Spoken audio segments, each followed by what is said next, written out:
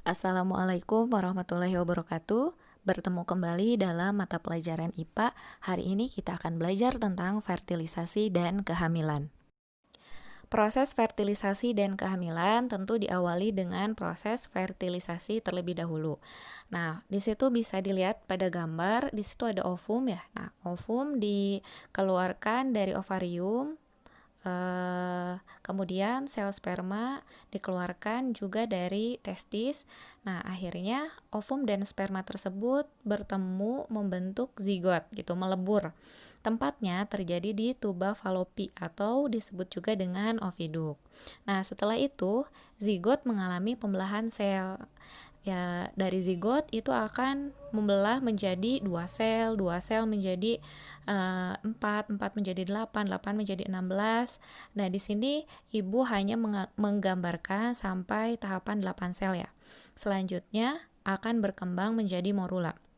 Morula itu kadang disebut juga seperti tahapan buah anggur karena memang banyak banget ya selnya numpuk gitu kayak buah anggur. Selanjutnya dari morula akan terbentuk blastula.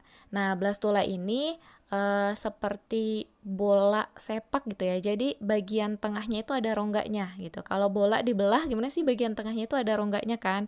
Nah, itu fase blastula. Terakhir terbentuklah gastrula. Jadi gastrula itu udah ngebentuk lekukan tuh.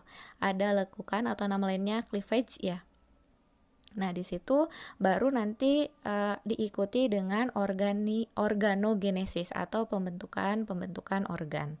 Nah, sebenarnya di bagian blastula itu sudah bisa nempel di uterus. Nah, maka tahapan selanjutnya setelah mengalami pembelahan sel, maka terjadilah implantasi atau menempelnya embrio ke endometrium, ke dinding rahim. Selanjutnya terjadilah proses pregnancy atau gestasi atau nama lainnya adalah kehamilan. Nah, kemudian ini ada gambar sperma ya. Gimana sih sperma bisa bergerak menuju sel telur?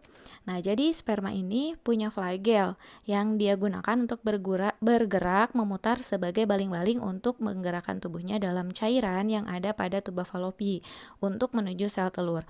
Nah, gerakan flagel ini dapat dianalogikan dengan baling-baling untuk mendorong perahu. Agar dapat memahami mekanismenya, coba lihat di gambar ya. Nah, ada beberapa mekanisme sel sperma dalam menemui sel telur.